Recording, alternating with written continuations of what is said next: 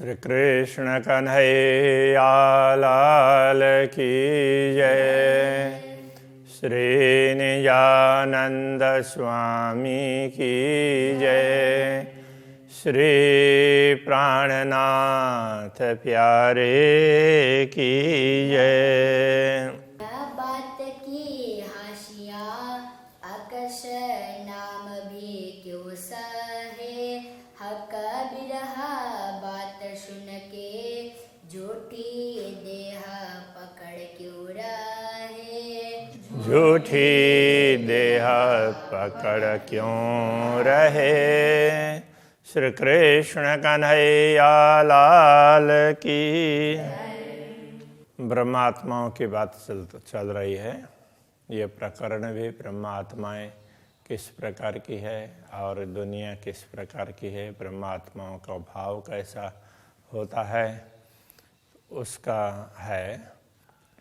धामधनी से प्रार्थना कर रहे हैं कि हे धनी, कि ये आपने ये सब कुछ दिखाया, तो आपके आदेश ने सब कुछ दिखाया, फिर भी हमें थोड़ी सी दाग तो लग गई है। तो उस प्रसंग को चल रहा है। सो मैं गाया याद कर कर, कबों पाया न विरह रस। तो हमने भी विरह को गाया, आपके वियोग की बातें, किंतु वो रस उसका उसमें कि जिस प्रकार से आपकी दूरी का अनुभव होना चाहिए वो हमेशा नहीं होता है। नाम सहे ना हुकुम सहे, ना कछ सहे अकस।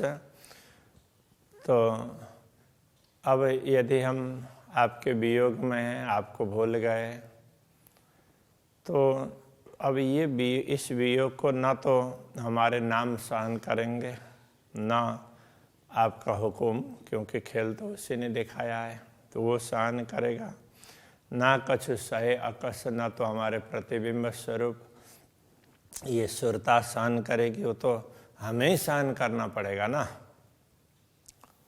और हंसी सब सोहेली पर ए हंसी सही न जाए।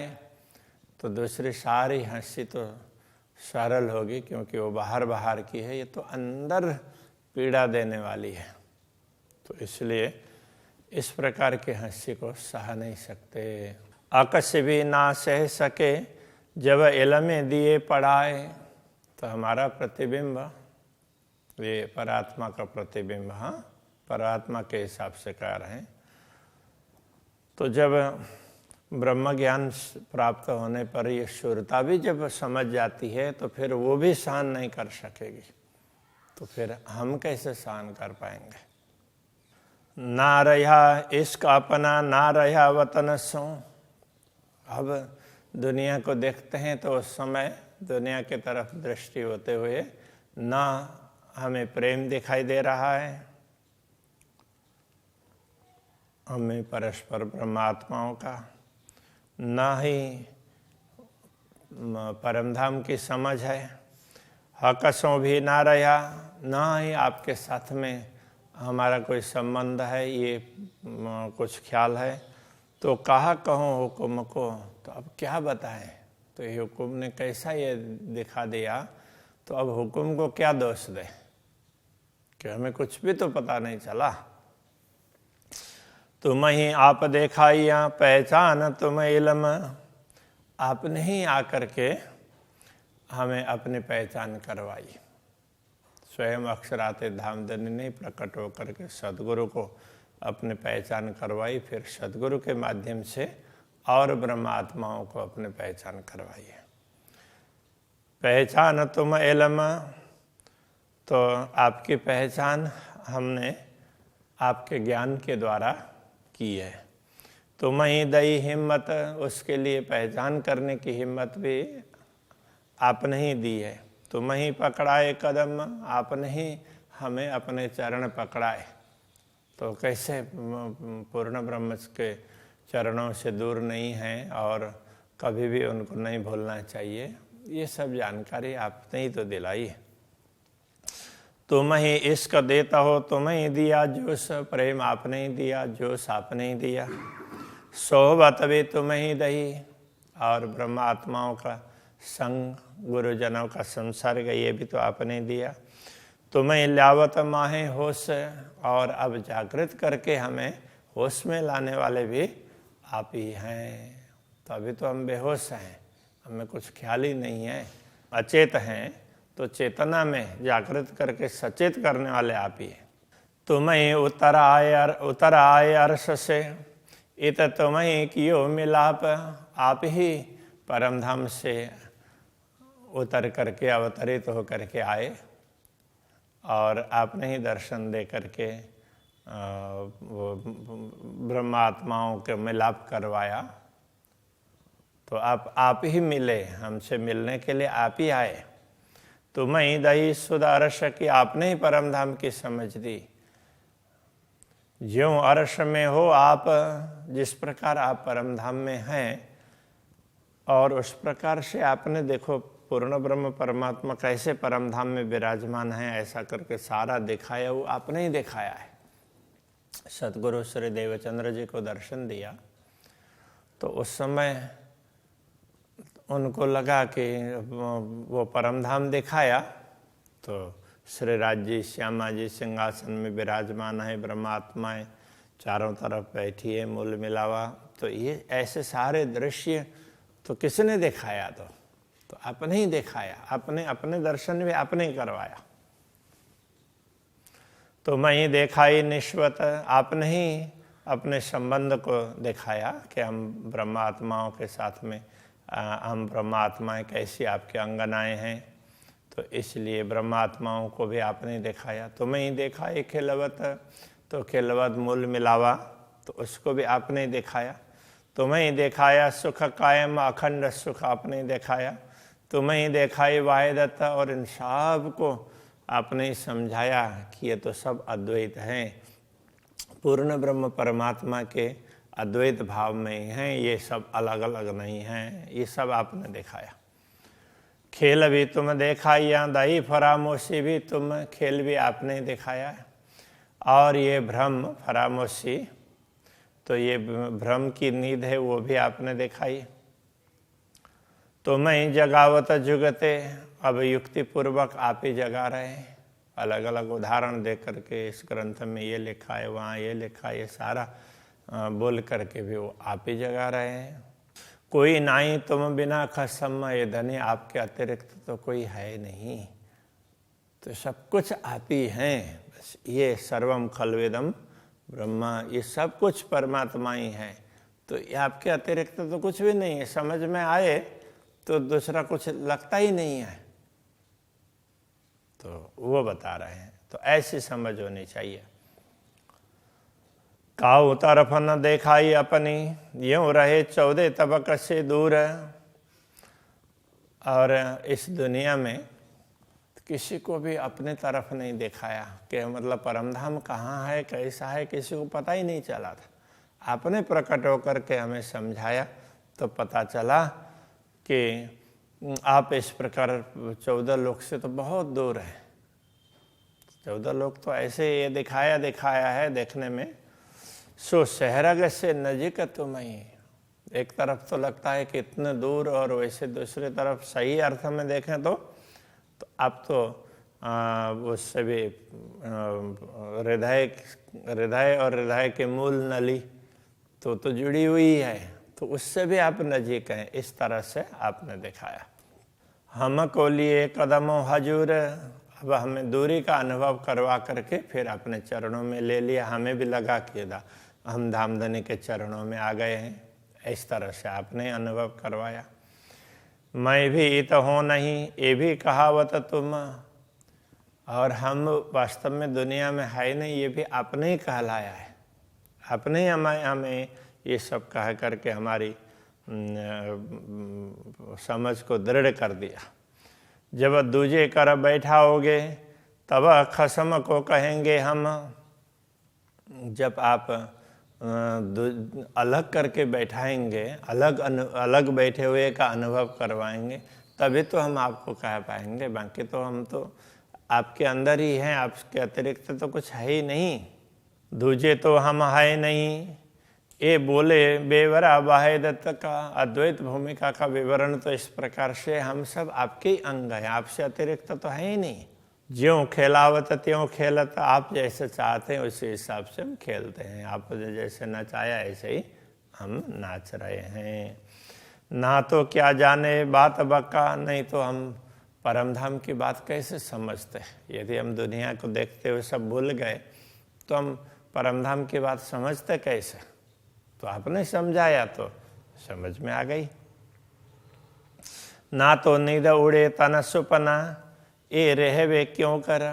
नहीं तो जैसे नींद उड़ जाए तो फिर स्वप्न के तन रहते ही नहीं, तो उसको भी आपने ही रखा और स्वप्न का तन भी है और फिर अखंड का अनुभव भी करवाया। देखो अचरज अद्भुत, धड़ बोले सिर वगैरह। तो कितना ये आश्चर्य वाली बात है, बड़ी अद्भुत बात ऐसी बनी कि ये धड़ है वो सिर के बिना ही बोल रहा है। तो सिर तो कहाँ है पता ही नहीं है, और वैसे ही ये धड़ बोल रहा है। कहने का तात्पर्य तो ये एक सुरता ही तो है, तो इसका तो कोई इतना ज़्यादा वो है नहीं, मूल का पता ना होते हुए भी तो ये बोल रहा है। तो इस तरह से ये सब आपने ही करवाया।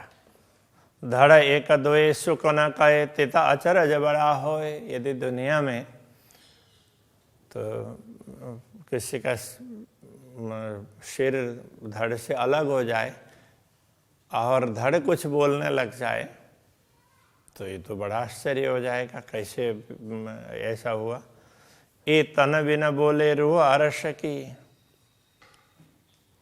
अरस की रूह अपने तन के बिना ही तो इस शरीर के द्वारा बोल रही है। तो यह दुनिया में नश्वर शरीर धारण करके बोल रही है। कहे वाणी बिना हिसाबे सोए, और बिना हिसाब ऐसी वाणी बोल रही है। अब परमधाम में तो मूल स्वरूप परमधाम में ही है, और नश्वर शरीर धारण करके तो ये परमधाम की बात इस उसके द्वारा निकल रही है। ये तो कितनी बड़ी बात है, ये आप ही करवा रहे हैं। सो भी बानी नहीं फना मिने, वो वाणी भी फना की नहीं है, फना में नहीं है, मतलब नश्वरता की नहीं है। अरस बका खोलिया द्वारा, उसने तो परमधाम के द्वार खोल कर दिखाए इस ब्रह्म ज्ञान ने। जो अब लगा किने ना खोलिया, अब तक किसी ने ऐसा काम नहीं किया था, किसी के द्वारा नहीं खोला था।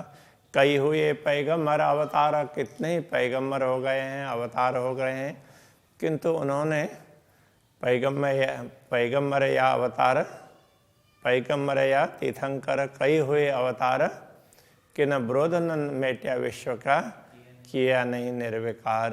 तो दुनिया को भी, दुनिया के मतभेदों को भी दूर नहीं किया और अखंड की बात तो समझा ही नहीं। अरस रूहें पहचान जाहिर, इन्हों कौल फैल हाल पार। तो परमधाम की आत्माओं के पहचान तो स्पष्ट है कि इनका मान वचन कर्म ये सब दुनिया के हिसाब से नहीं है, वो पार का है। सोई जाने पार वतने जाको बातों न रूह सो विचार। तो जो जिन आत्माओं को अपने मूल परात्मा के संदर्भ में ख्याल है वही इस बात को समझ सकती है और पार की बात समझ सकती है और सुखी रह सकती है। सो पट बका खोलिया और बोले न बका भी न। तो ऐसी ब्रह्मात्माएं भी, ब्रह्मात्माएं ही अखंड के द्वार खोल करके अखंड की ही बात करेंगी। उनको अखंड ही सही लगता है, दुनिया सही लगती नहीं। इन्हों पीठ दई 14 तबकों, करे जाहिर अरस रोशन। तो इन्होंने दुनिया की तरफ तो पीठ दी और तो परमधाम का प्रकाश दुनिया में फैलाया। 14 तबक की दुनी में बका तरफ न पाई किन। 14 लोग की दुनिया, उनको तो परमधाम के विषय में, अखंड के विषय में कुछ भी मालूम नहीं था। सो सबों ने देखिया किया जाहिर बका हक दिन। तो उनको भी ये पता चल गया कि अरे परमात्मा भी है, उनका ज्ञान दुनिया में प्रकट हो गया है। तो ये ब्रह्म ज्ञान का सूर्य उदय हो गया, ऐसा उनको भी लगा। बेवरा किया फुरमान में और हदीस मोहम्मद, तो इस प्रकार की कुछ बातें तो परमात्मा के आदेश में अलग अलग ग्रंथों में है।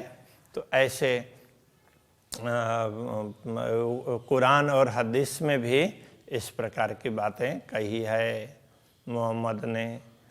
जिन्हों खुली हकीकत मार्फत, जिनको इनकी यथार्थ का पता चला और जिनको जो कुछ बताना चाह रहे हैं उसकी थोड़ी भी पहचान हो गई, सोई जाने बातों न शब्द, वो भी इस रहस्य को तो वही समझेंगे ना, दूसरे तो कैसे समझेंगे।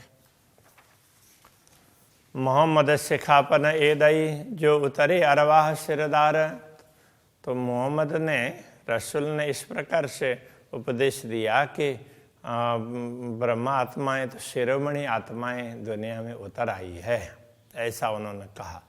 हक बका सिर लीजियो छोड़ो दुनिया कर मुरदार, तो उनको ये चाहिए कि वो पूर्ण ब्रह्म परमात्मा को देखें और बाकी दुनिया को सब ये दुनिया को छोड़ दें। तो अब यहाँ ये कह रहे हैं, ये सदगुरु श्री देवचंद्र जी महाराज ने प्रकट होकर के ये समझाया है। तो ये बातें, क्योंकि रसूल मोहम्मद ने तो इतना ही कहा था कि ब्रह्मात्माएं आएंगी, तो पहले भी आई हैं और बाद में भी आएंगी। वो आएंगी तो उस समय क़यामत होगा, और मेरा उपदेश है तब तक के लिए है, तब तक तुम्हें कैसे रहना चाहिए वो मैं बताऊंगा, बाकी तो जब परमात्मा उस समय आएंगे वो बताएंगे, उनके हिसाब से चलना होगा। तो ये उन्होंने ये भी बोला था, उस समय मैं भी आऊँगा। तो इस प्रकार की बात कही थी। जो भी परमात्मा की बात करेंगे, परमात्मा का काम करेंगे, उनको ही मोहम्मद कहते हैं। ये कोई व्यक्ति का नाम नहीं है, ये एक परमात्मा का काम करने वाली आत्मा, कोई आत्मा जिसके द्वारा परमात्मा अपना काम करवाते हैं, तो उसके लिए उस परंपरा में कहा है। और जितने भी पैगंबर हैं वो सारे ही मोहम्मद नाम से हैं, इस तरह से भी कहा हदीस में। तो इसलिए अभी ये सदगुरु देवचंद्र जी की बात कह रहे हैं कि जो परमधाम से अवतरित आत्माएं हैं उनको सदगुरु ने उपदेश दिया, और हक बका सिर लीजियो छोड़ो दुनिया कर मुरार। और उन्हीं सदगुरु ने क्या कहा, मोहम्मद कहे ए मोमिनो ए अरस अरवाह की रीत, ये परमधाम की रीत है ये ब्रह्मात्माओं। तो उन्होंने ये ब्रह्मात्माओं की रीत भात समझाई। हक बका लियो दिल में छोड़ो दुनिया कर पलित, अखंड को अपने हृदय में अखंड वस्तु को धारण करो, और ये दुनिया तो बहुत ही नीच है, इसको छोड़ो। अरस रूहें मोमिन लई मोहम्मद हिदायत, तो परमधाम की आत्माएं हैं, उन्होंने सतगुरु के मार्गदर्शन को, उनके उपदेश को शिरोधार्य किया। 14 तबकों पीठ दे, 14 लोक को पीठ दे करके आए माए खिलवत। अब उनको उनको परमधाम के तरफ उनकी दृष्टि जाने लगी। कहे मोहम्मद अरसर वो तुम मछली हौज कौसर, तो सदगुरु ने क्या बताया परमधाम की आत्माओं को, अरे तुम तो परमधाम के ताल की मछली हो, उसके बिना तुम रह ही नहीं सकते। मानो परमधाम के एक ताल की बात कर लें, जैसे ताल में मछली है पानी में, तो वो मछली पानी से अलग नहीं हो सकती है, ऐसे तुम परमधाम से अलग नहीं हो सकते। और ये दुनिया क्या है, तो दुनिया तो ये माया मोह के सागर की मछली है, तो वो माया मोह से दूर नहीं हो सकती। इस प्रकार से ये समझाया है, ये कोई उस दूसरी तुलना नहीं है। जो बीच दुनि मुर्दार के सो रहे न तिन बिगर, जो जीव दुनि मुर्दार के, जो जीव दुनिया के जीव हैं वो नश्वर जगत के हैं, वो नश्वरता के बिना नहीं रह सकते। और परमधाम की आत्माएं परमधाम के बिना नहीं रह सकती। अरश अल्लाह दिल मोमिन और दुनि दिल शैतान, और ये भी कहा परमधाम अथवा पूर्ण ब्रह्म परमात्मा वो ब्रह्मात्माओं के हृदय में है, और दुनिया के दिल में क्या है, तो शैतान बैठा हुआ है। ब्रह्मात्माओं के दिल में परमात्मा बैठे हैं और दुनिया के दिल में शैतान बैठा है। दे साहिदी मोहम्मद हदीस और हक फुरमान, और उन्होंने हदीस वगैरह के और उसमें हदीस वगैरह हैं, कुरान है, दूसरे ग्रंथ हैं, उन सब के माध्यम से साक्षी भी दी। देखो यहाँ ऐसा कहा है, यहाँ ऐसा कहा है, इस प्रकार से वो साक्षी भी दे दी है। कहे कुरान दूजा कछुए नहीं, एक है हक न्यामत वाहिदत। कुरान में ये भी समझाया है कि दूसरा तो कुछ है ही नहीं, एक सत्य परमात्मा है, उनके अतिरिक्त तो दूसरा कुछ है ही नहीं। और हराम सब जानियो, उस परमात्मा को छोड़ करके दूसरी सारी वस्तुएं त्याज्य हैं। हराम का तात्पर्य त्याज्य। जो कछु दुनी लज्जत, दुनिया को जिसके प्रति स्वाद लग रहा है, अच्छी लग रही है, वो तो किसी काम का नहीं है, इस तरह से तो कहा हुआ है। दुनी दोजक दरिया मछली, दुनिया है ये दोजक के दरिया की मछली है। तो नरक के सागर की मछली, वो नरक को छोड़ना ही नहीं चाहती है। कहने का तात्पर्य ये है। पातशाह शैतान दिल पर, उनके दिल पर तो शैतान ने अपना साम्राज्य जमाया हुआ है। हराम खाता है इबलीस, तो इसलिए वो सब हराम खा रहे हैं। तो क्योंकि उनका मन है, मन पर शैतान बैठा हुआ है, तो वो इबलीस। तो 3 दले दुनिया का घर, तो दुनिया उसी के नीचे है। कहने का मतलब उसी के प्रभाव में है, उनके नीचे कहने का अर्थ ये है। दुनिया बस उसके प्रभाव में है। औलिया लिल्ला दोस्त, मोमिन बीच खिलवत। तो औलिया का अर्थ होता वली, मित्र। तो औलिया लिल्ला, इनको परमात्मा के मित्र ऐसा कहा है। तो रसूल मोहम्मद ने भी ऐसा कहा है। और मोमिन बीच खिलवत, जो परमधाम की आत्मा है वो तो परमधाम में ही है, दुनिया में तो कुछ है ही नहीं। तो उस बात को फिर सतगुरु ने आकर के समझाया है। ए अरवाह अरस की इन दिल में हक सूरत, ये परमधाम की आत्मा है, इनके हृदय में ही पूर्ण ब्रह्म परमात्मा का स्वरूप है, इनके अंतःकरण में। तो अरस कया दिल मोमिन सो कायम हक वतन, इसलिए ब्रह्मात्माओं के हृदय को परमधाम कहा है, क्योंकि ब्रह्मात्माएं भी परमधाम की है और परमधाम अखंड है। वैसा रूहे कही दरगाह की जित असल मोमिनो तन, तो ब्रह्मात्माएं भी परमधाम की है, तो ब्रह्मात्माओं का मूल तो परमधाम में ही है।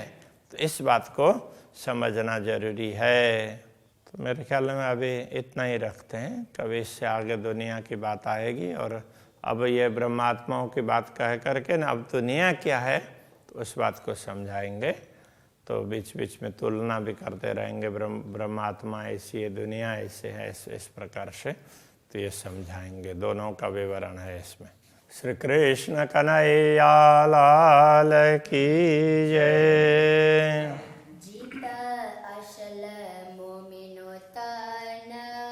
जित असल मोमिनो तन, तो अरस कया दिल मोमिना, सो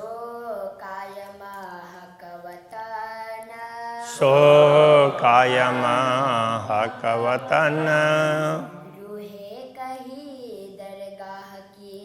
रूहे कही दरगाह की,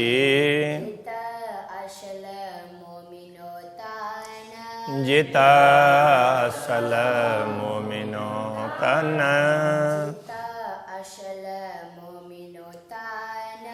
जित असल मोमिनो तन।